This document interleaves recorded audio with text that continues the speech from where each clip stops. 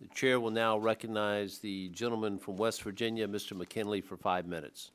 Thank you, Mr. Chairman. As not a member of this committee, I appreciate you giving me the opportunity to raise some issues with that. Again, Mr. Patterson, thank you for being here. Are you familiar with this book written by John Temple called American Pain? No, sir. This is about the clinic down in South Florida that was the epicenter of the opioids. I really would suggest that you and everyone else is paying attention to this, read that book. But anyway, because with all due respect for the way some of your testimony has gone on this about Arcos, he was able to assemble all of this book about drug abuse without access to Arcos. So for someone to say that we couldn't access it, we couldn't use it because it was manual, was too much information, this man was able to put it together and be able to demonstrate that this American Pain Clinic down in South Florida prescribed 2 times the amount of medicine of all the doctors combined in the state of Ohio. He was able to put that together longhand. And he's not an agency with all the resources you have to be able to do that. He also was able to put together that all of the pill mills in Florida combined sold 9 times the amount of pain medicine that was issued by every state in the country. He did that longhand.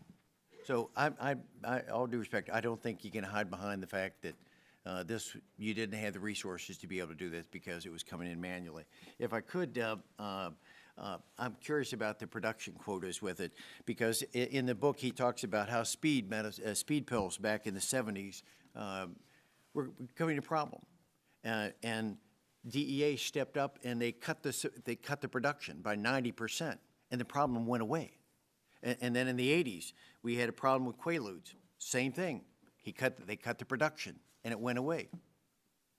Now fast forward to today, or what we've been dealing with over the last 10 years or so. The opioids, we continue to increase the production of opioids, continue to distribute those. Didn't we learn anything from the past experience that we should be cutting back? And it wasn't until 2017 that we actually had our first reduction, but it's still nearly 50% more than we were 10 years ago in production of opioids. How would you respond to that? Didn't we learn anything? No, I understand that, sir. And look, the quota numbers are set, unfortunately, to ensure access to the patients. And you can see the disturbing trend that happened with quota is the industry said more and more people needed these prescriptions. We've worked aggressively in the last year and a half to try and work on the quota issue and pull this back. I give a lot of the credit to the states. If I could recover my time on it, because I think that perhaps, I know you're meaningful to do this, you have to correct it, but it failed.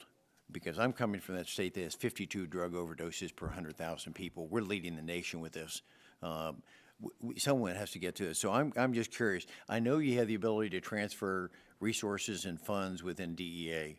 So my question goes back to you. Have you made any transfer back into West Virginia? Are you going to put more resources there in West Virginia as a result of your ability to do transfer? We have, and we're continuing to do so. And I know that we just put in a year or so ago down at Tactical Diversion Squad in Clarksburg. I think that's the second one we have in West Virginia. Is that correct? That's correct. Leading the nation, is that sufficient? Do you think that you have diverted enough attention into West Virginia that you don't need to divert any more funds and resources into West Virginia? Sir, the creation of the Louisville division, which pulled 3 states, all struggling with the same problem, Tennessee, West Virginia, and... I'm sorry, I'm just dealing with West Virginia. It's the epicenter.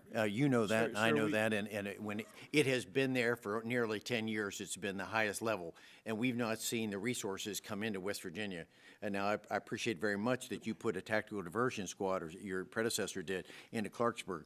But I've got to think there is a lot more attention needs to be go with it, because if this man can do this by longhand, can put this information together, I think you all could do it with your resources, could do a far better job and save a lot of lives and turn some families around. So I'm asking you, please, to look at more diversion into West Virginia, some of the funds and resources that you can to help out on this situation. Again, sir, we've been working on that, and we're continuing to put more resources into that particular division. So what are the optics on this in the 10 seconds I've got left? How am I going to be able to measure whether you're successful with what you're doing? Because just last year in my county, we've already had a 50% increase in overdose deaths in West Virginia, in my county. How are we going to measure this? Are we going to see a drop next year? Look, the concern we've had is that we've seen this shift into fentanyl and other illicit substances. The goal is to continue to drive down the prescription rates and the diversion of prescription pills, and we're going to have to work this illicit market. And frankly, the places Again, what are the optics? Am I going to see a decline next year? I would hope we see declines across the board. I think some states are going to take longer than others, sir. Thank you. Yield back. Gentleman,